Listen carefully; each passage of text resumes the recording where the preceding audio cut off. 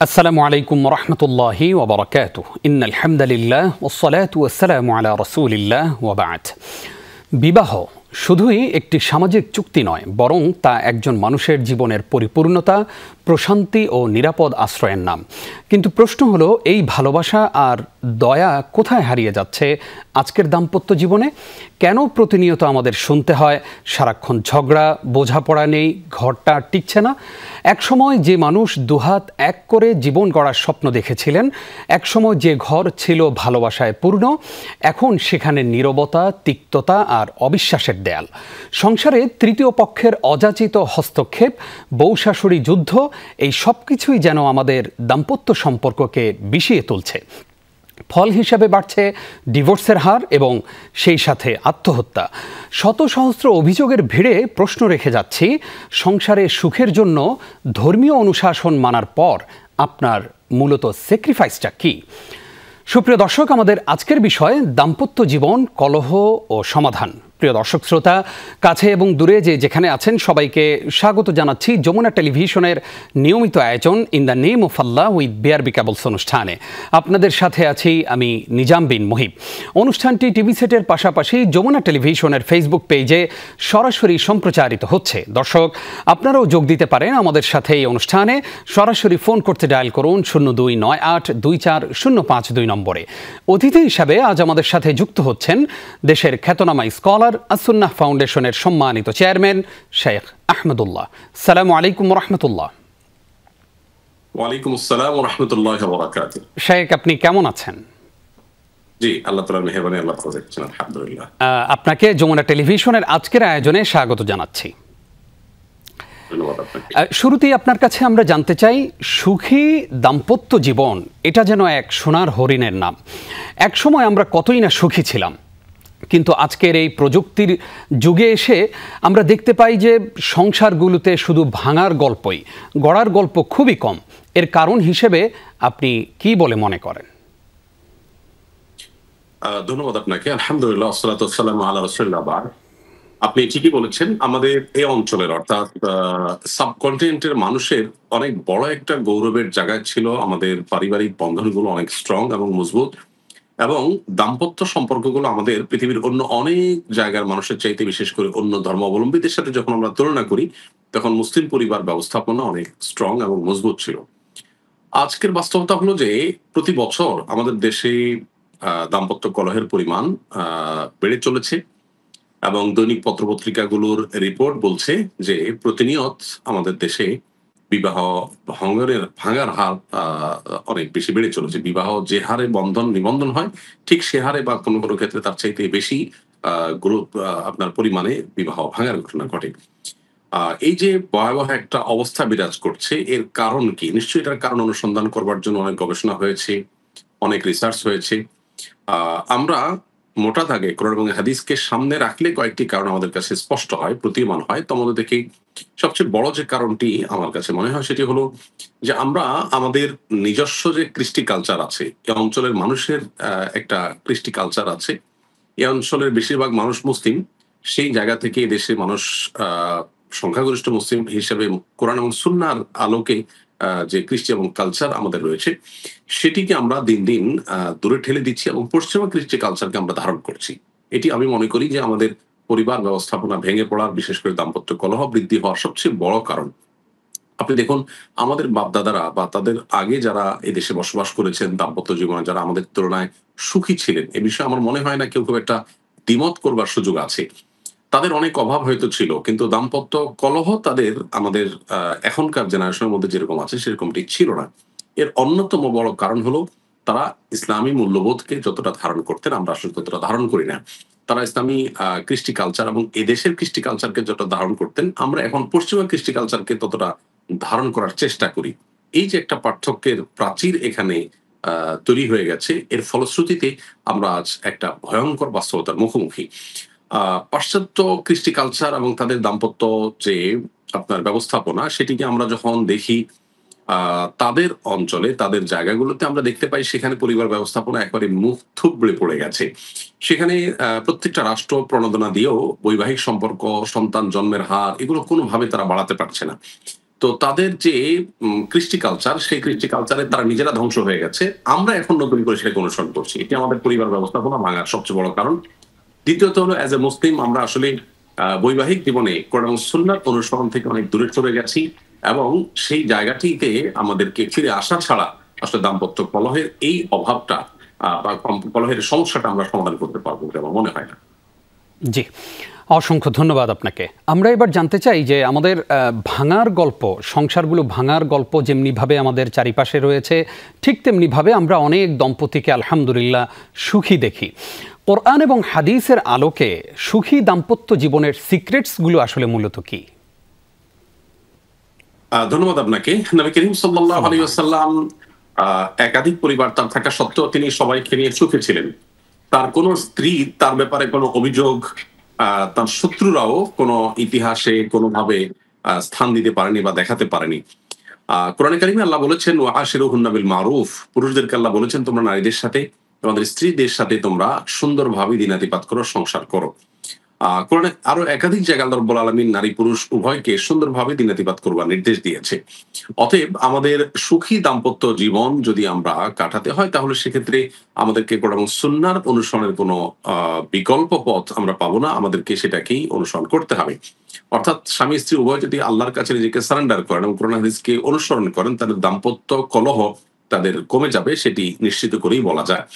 আর এর পাশাপাশি পশ্চিমা কৃষ্টি কালচারের যে নষ্ট দিকগুলো আছে সেগুলো সম্পর্কে সচেতন থেকে আমাদেরকে সেগুলো থেকে বিরত থাকতে হবে, যেটা একটু আগে আমরা বলছিলাম। পাশাপাশি সবর এবং শুকর, অর্থাৎ ধৈর্য ধারণ এবং কৃতজ্ঞতা আদায়, এটি অত্যন্ত গুরুত্বপূর্ণ একটি বিষয় আমাদের দাম্পত্য জীবনে সুখ শান্তি করার জন্য। অতএব সেই জিনিসটির চর্চা আমাদের কিন্তু করা হবে।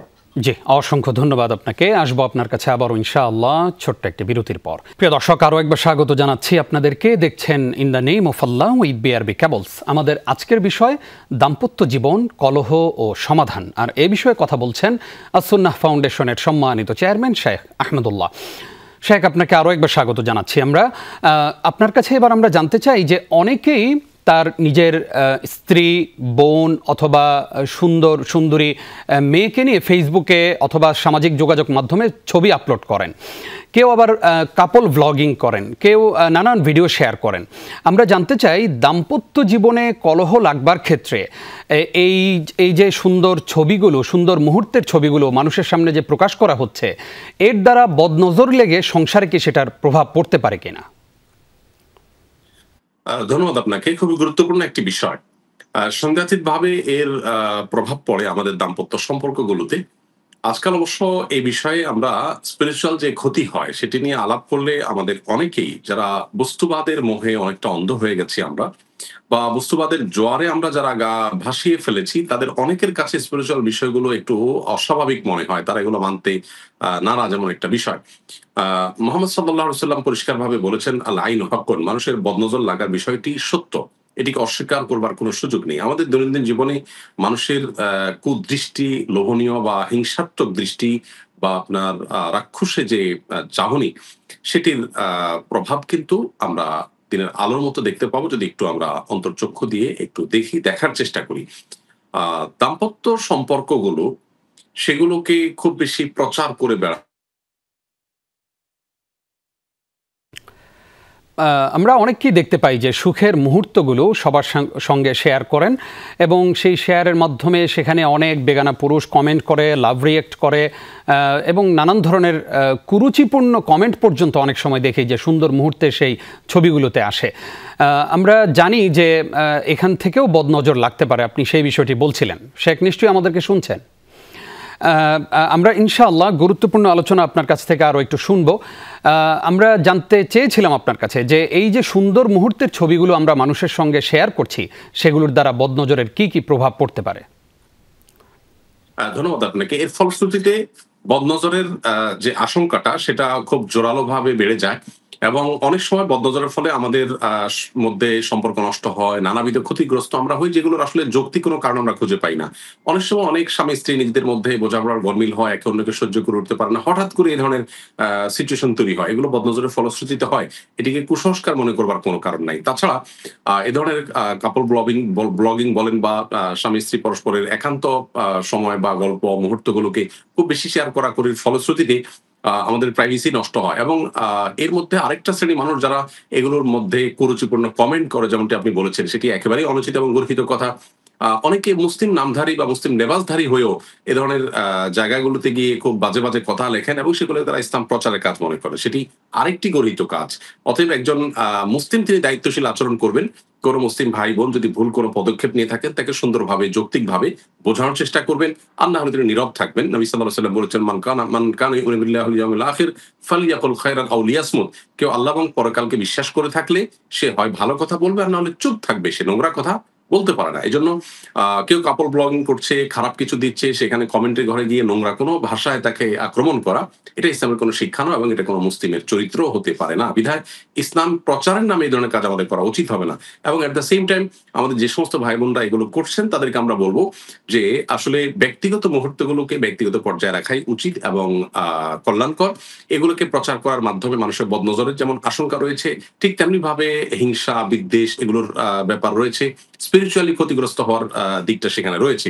আবার অনেক সময় দেখা যায় যে এই অতি প্রচারণার যে মন মানসিকতা আছে, এই মন মানসিকতাগুলোর ফলে নিজেদের মধ্যে লৌকিকতাটা প্রাধান্য পায়, আন্তরিকতার অভাব দেখা দেয়। এই জি জন্য আমাদের এগুলো থেকে যথাসম্ভব বিরত থাকাটাই বাঞ্ছনীয় ইসলামী শরিয়াত দৃষ্টিকোণ থেকে। জি, খুবই গুরুত্বপূর্ণ একটি প্রশ্নের জবাব আমরা এই মুহূর্তে আমাদের দর্শকদেরকে দিয়েছি। আসবো আপনার কাছে আবারও ইনশাআল্লাহ আরও একটু বিরতির পর। প্রিয় দর্শক, আরও একবার স্বাগত। আপনারা দেখছেন in the name of Allah with BRB cables. আমাদের আজকের বিষয় দাম্পত্য জীবন, কলহ ও সমাধান। এ বিষয়ে কথা বলছেন শেখ আহমদুল্লাহ। শেখ, আপনাকে আরও একবার স্বাগত। আমরা জানতে চাই আপনার কাছে যে সাম্প্রতিক সময়ে একজন র্যাব অফিসার পলাশ সাহা তিনি আত্মহত্যা করেছেন এবং বউ অর্থাৎ স্ত্রী এবং মায়ের মধ্যে মাকে একসাথে রাখতে গিয়ে তিনি ব্যর্থ হয়েছেন এবং তিনি মানসিকভাবে এতটাই বিপর্যস্ত হয়ে গেছেন যে পরবর্তীতে তিনি আত্মহত্যা করেছেন। মা বলছে যে এই সন্তানকে তার স্ত্রী নানানভাবে নির্যাতন করত। স্ত্রীর পরিবার বলছে যে এই শাশুড়ি মানে স্ত্রীর প্রতি অর্থাৎ তার স্ত্রীর প্রতি বউয়ের প্রতি নির্যাতন করতো। এই ধরনের অনেক প্রশ্ন আসছে। আপনার কাছে জানতে চাই যে এই বউ শাশুড়ি যুদ্ধের আসলে শেষটা কোথায়? ধন্যবাদ আপনাকে। আমরা যেটি বিরতির আগে বলছিলাম, আমাদের দেশে দাম্পত্য কলহ দিন দিন ভয়াবহ আকার ধারণ করছে। পরিবারগুলো ভেঙে খান খান হয়ে যাচ্ছে এবং স্বামী স্ত্রীর মধ্যকার সম্পর্কের মধ্যে বড় বড় প্রাচীর তৈরি হয়ে যাচ্ছে। এটি কেন হচ্ছে সেটি এখন রিসার্চ করাটা সময়ের সবচেয়ে প্রয়োজনীয় কাজগুলোর একটি। পরিবার ব্যবস্থাপনা ভেঙে পড়লে একটি দেশ, একটা দেশের সকল ব্যবস্থাপনা মুখ থুবড়ে পড়ে যেতে পারে। পশ্চিমারা তাদের পরিবার ব্যবস্থাপনা ভেঙে পড়ার পরও তারা রিফিউজিদেরকে এনে সেটা ওভারকাম করছে, তারা রিকভার করছে। আমাদের দেশ থেকে তরুণদেরকে পড়াশোনার নাম দিয়ে, রিসার্চের নাম দিয়ে তাদের ইউনিভার্সিটিগুলোতে নিয়ে হায়ার করে তাদেরকে সেখানে তারা মাইগ্রেন্ট করে তাদের এই ক্ষতি পুষিয়ে নিচ্ছে। কিন্তু আমরা কি করব? মিরা, এই জায়গাটাতে আমার কাছে মনে হয় যে নতুন করে ভাবনার সুযোগ রয়েছে এবং প্রয়োজন রয়েছে। এই যে ঘটনাটি আমরা শুনলাম যে বউ এবং শাশুড়ি তাদের উভয়ের যে মনোমালিন্য এবং উভয়ের যে আপনার মত পার্থক্য, মতবিরোধ, সেটা একজন স্বামীকে আপনার আত্মাহুতির দিকে তাকে নিয়ে গেছে। এটি খুবই দুর্ভাগ্যজনক একটি বাস্তবতা। এরকম ঘটনা একবার নয়, বারবার করে আমরা শুনতে পাই এবং অহরহ আমাদের দেশে ঘটে থাকে। এটার মূল কারণ হলো ধর্মীয় যে মূল্যবোধ সেটি আমাদের সমাজ থেকে হারিয়ে যাওয়া, পারিবারিকভাবে ইসলামিক চর্চার যে অভাব এবং ধর্মীয় যে আপনার অনুশাসন সেটিকে মানার ব্যাপারে যে আমাদের অনাগ্রহ, এবং আমাদের এখানে পশ্চিমা কালচারকে আমদানি করার যে একটা আপনার অপচেষ্টা আমরা দেখতে পাচ্ছি। এর করুণ পরিণতি এবং এর কুফল হলো এটি। বিধায় এই জায়গাটাতে আমাদের বিশেষভাবে মনোযোগ দিতে হবে যে আমাদের নিজস্ব সংস্কৃতি সেটি আমাদের জন্য অনেক ভালো। পশ্চিমারা আমাদের চাইতে জ্ঞানে, জাগতিক জ্ঞানে, বিজ্ঞানে এবং তথ্য প্রযুক্তিতে, অবকাঠামোতে অনেক দিক থেকে এগিয়ে থাকলেও পরিবার ব্যবস্থাপনায় এবং দাম্পত্য সুখের বেলায় আমরা তাদের চাইতে অনেক ভালো আছি এবং অনেক অনেক অগ্রসর আছি। অতএব এই জায়গাটাতে আমরা তাদের অনুসরণ না করে তাদের যেখানে অনুসরণ করা উচিত সেই জায়গাগুলোতে অনুসরণ করব। আর এই জায়গাতে আমাদের ধর্মীয় অনুশাসনকে আমরা যদি ধারণ করতে পারি এবং প্রত্যেকটা মানুষ যদি সেটা স্ত্রীর জায়গায়, মায়ের জায়গায়, সন্তানের জায়গায় যদি ধর্মীয় অনুশাসনের মধ্যে তারা থাকেন এবং ধর্মীয় যে আপনার কালচার আছে সেটা যদি তারা ধারণ করতে পারেন, আমার মনে হয় এই সমস্যা দিন দিন কমতে থাকবে ইনশাআল্লাহ। ইনশাআল্লাহ আমরাও সেটাই প্রত্যাশা করছি। এবার আরেকটি ভিন্ন প্রশ্ন করতে চাই যে আমরা আরও একটি ঘটনা সাম্প্রতিক সময় দেখেছি যে সাভারে এক মেয়ে জান্নাতুল জাহান শিফা সে তার বাবাকে ছুরিকাঘাতে হত্যা করেছে ঘুমের ওষুধ খাইয়ে। তার বক্তব্য হচ্ছে যে বাবা তাকে ধর্ষণ করেছে, এই ধরনের অনেক ধরনের অভিযোগ সে করছে, এর আগে মামলা করেছে, সেই মামলারও কোনো সুরাহা হয়নি। আপনার কাছে জানতে চাওয়া হলো এই যে সন্তান দ্বারা বাবাকে হত্যা করা, আমরা বাবার বক্তব্য যদিও পাইনি, তো এই যে অবক্ষয়, পারিবারিক অবক্ষয়, এর আগে আমরা 2013 সালে আমরা দেখেছি মাহফুজুর রহমান এবং স্বপ্না রহমান নামে এক পুলিশ দম্পতিকে তার সন্তান হত্যা করেছে। এই পারিবারিক অবক্ষয়, সামাজিক অবক্ষয়ের পেছনে আসলে দায়টা কার? ধন্যবাদ আপনাকে। দেখুন, এটি আজকে আমাদের জন্য খুবই ভয়াবহ একটি বাস্তবতা যে দিন দিন বাবা বলুন, বাবার কাছে মেয়ে নিরাপদ না, মেয়ের কাছে আপনার তার সন্তান নিরাপদ না, বাবার কাছে মেয়ে নিরাপদ না, মেয়ের কাছে বাবা নিরাপদ না, এরকম একটা কঠিন বাস্তবতার মুখোমুখি আমরা হয়েছি আমাদের নৈতিক অধঃপতন চরম পর্যায়ে পৌঁছার কারণে। বিধায় আমার কাছে মনে হয় যে আমাদের সমাজ ব্যবস্থাপনা যে ভেঙে পড়ছে এবং মুখ থুবড়ে পড়ছে সেটির একটা ইন্ডিকেটর এটি। এবং পর্ন ইন্ডাস্ট্রি সেটিকে ওপেন রাখলে এবং পর্ন ভিডিওগুলোর রাস্তা ওপেন রাখলে, ওপেন যে সেক্সুয়াল কালচার এবং ওপেন কালচার আমাদের সমাজে এটা যদি আমদানি করার এই নিয়ম বা এই পদ্ধতি বা এই সিস্টেম যদি আমরা অব্যাহত গতিতে আমাদের সমাজে আনতে থাকি, তাহলে সেক্ষেত্রে এই ভয়াবহতা আরো বাড়তে থাকবে। অতএব আজকে মানুষের মধ্যে যে পাশবিক শক্তির আপনার বিকাশ ঘটছে, এটির বিপরীতে মানুষকে আধ্যাত্মিক শক্তিতে বিকশিত করতে হবে, মানুষকে ধর্মীয় অনুশাসনের মধ্যে আনতে হবে এবং দ্বীনি শিক্ষাকে যে একটু সাইড করে রাখার একটা প্রবণতা, এর পরিণতি এবং এর ফলশ্রুতিতে এটি দেখা দিয়েছে। বিধায় আমাদের দেশে এই ব্যাপারে আমাদের দেশে অসংখ্য ধন্যবাদ আপনাকে আমাদের সঙ্গে যুক্ত হবার জন্য। প্রিয় দর্শক, আপনারা এতক্ষণ দেখছিলেন in the name of Allah with BRB cables. দেখতে দেখতে সময় শেষ হয়ে আসলো। আগামী সপ্তাহের আয়োজন দেখবার আমন্ত্রণ জানিয়ে আজকের মতো বিদায় নিচ্ছি। নিজাম বিন মুহিব। আসসালামু আলাইকুম ওয়া রাহমাতুল্লাহি ওয়া বারাকাতুহু।